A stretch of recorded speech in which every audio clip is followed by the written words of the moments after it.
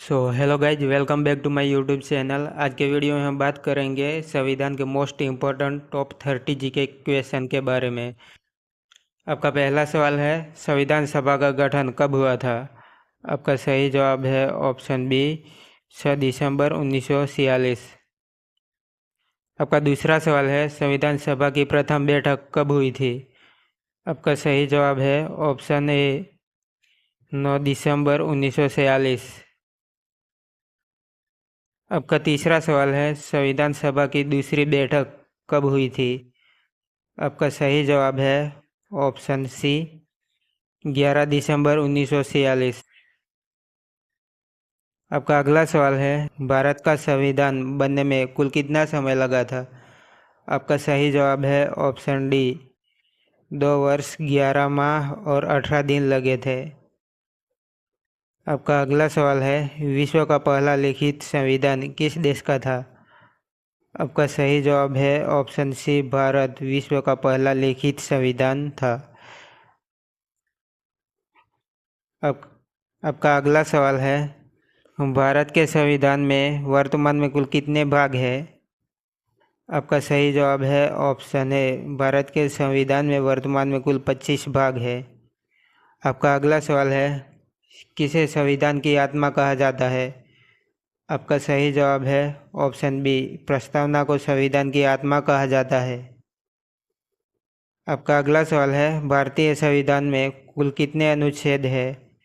आपका सही जवाब है ऑप्शन बी, भारतीय संविधान में कुल 448 अनुच्छेद है। अगला सवाल है, संघ का नाम और राज्य क्षेत्र का प्रावधान किस अनुच्छेद में किया गया है? आपका सही जवाब है ऑप्शन ए, संघ का नाम और राज्य क्षेत्र का प्रावधान संविधान के अनुच्छेद 1 में किया गया है। आपका अगला सवाल है, किस अनुच्छेद के तहत नए राज्यों का गठन किया जाता है?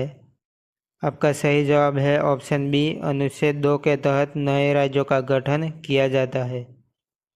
आपका अगला सवाल है, विधि के समक्ष समानता का प्रावधान किस अनुच्छेद में किया गया है?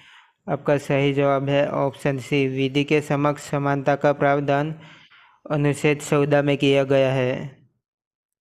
आपका अगला सवाल है, किस अनुच्छेद के तहत अस्पृश्यता का अंत किया गया है? आपका सही जवाब है ऑप्शन बी, अनुच्छेद 17 के तहत अस्पृश्यता का अंत किया गया है। आपका अगला सवाल है, प्राण एवं दैहिक स्वतंत्रता का प्रावधान किस अनुच्छेद में किया गया है? आपका सही जवाब है ऑप्शन डी, प्राण एवं दैहिक स्वतंत्रता का प्रावधान अनुच्छेद 21 में किया गया है। आपका अगला सवाल है, अनुच्छेद 23 किससे संबंधित है? आपका सही जवाब है ऑप्शन सी, अनुच्छेद 23 मानव तस्करी से संबंधित है।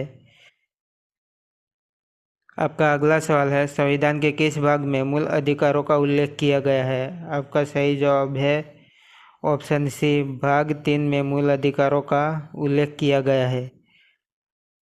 आपका अगला सवाल है, भारतीय संविधान के किस भाग में राज्य के नीति निर्देशक तत्वों का उल्लेख किया गया है? आपका सही जवाब है ऑप्शन सी, भाग 4 में राज्य के नीति निर्देशक तत्वों का उल्लेख किया गया है। आपका अगला सवाल है, भारतीय संविधान का कौन सा अनुच्छेद राज्य के नीति निर्देशक तत्व से संबंधित है? आपका सही जवाब है ऑप्शन डी, अनुच्छेद 37 से 51 तक के अनुच्छेद में राज्य के नीति निर्देशक तत्वों का उल्लेख किया गया है। पंचायत के गठन का प्रावधान संविधान के किस अनुच्छेद में किया गया है? आपका सही जवाब है ऑप्शन डी, अनुच्छेद 40 में पंचायत के गठन का प्रावधान किया गया है।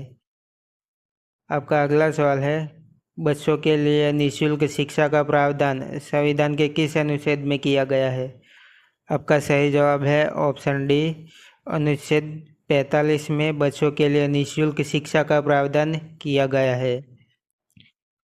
आपका अगला सवाल है, संविधान के किस भाग में मूल कर्तव्यों का प्रावधान किया गया है? आपका सही जवाब है ऑप्शन सी, भाग 4A में संविधान के मूल कर्तव्यों का प्रावधान किया गया है। आपका अगला सवाल है, किस अनुच्छेद के तहत राष्ट्रपति पद की स्थापना की गई है? आपका सही जवाब है ऑप्शन बी, अनुच्छेद 52 के तहत राष्ट्रपति पद की स्थापना की गई है।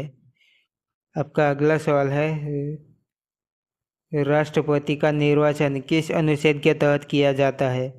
आपका सही जवाब है ऑप्शन डी, राष्ट्रपति का निर्वाचन अनुच्छेद 54 के तहत किया गया है। आपका अगला सवाल है, महाभियोग का प्रावधान किस अनुच्छेद में किया गया है? आपका सही जवाब है ऑप्शन बी, महाभियोग का प्रावधान अनुच्छेद 61 के तहत किया गया है।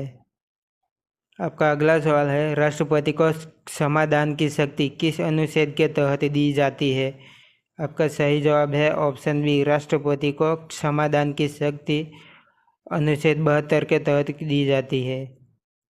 आपका अगला सवाल है, किस अनुच्छेद में मंत्रिपरिषद की स्थापना और उसके कार्य के बारे में प्रावधान दिया गया है? आपका सही जवाब है ऑप्शन डी, अनुच्छेद 74 में मंत्रिपरिषद की स्थापना और उसके कार्य के बारे में प्रावधान दिया गया है। आपका अगला सवाल है, संसद का गठन किस अनुच्छेद के तहत किया गया है? आपका सही जवाब है ऑप्शन बी, अनुच्छेद 79 के तहत संसद का गठन किया जाता है। आपका अगला सवाल है, राज्यसभा का गठन किस अनुच्छेद के तहत किया गया है? आपका सही जवाब है ऑप्शन सी, अनुच्छेद 80 के तहत राज्यसभा का गठन किया जाता है। आपका अगला सवाल है, लोकसभा का गठन किस अनुच्छेद के तहत किया गया है? आपका सही जवाब है ऑप्शन डी, लोकसभा का गठन अनुच्छेद 81 के तहत किया गया है। आपका अगला सवाल है, भारतीय संविधान का कौन सा अनुच्छेद संसद के सत्र, सत्रावसान और विघटन के प्रावधानों से संबंधित है? आपका सही जवाब है ऑप्शन सी, अनुच्छेद 85। आपका अगला सवाल है, भारत के संविधान में कुल कितने अनुसूचियां हैं? आपका सही जवाब है ऑप्शन ए, भारत के संविधान में कुल 12 अनुसूचियां हैं।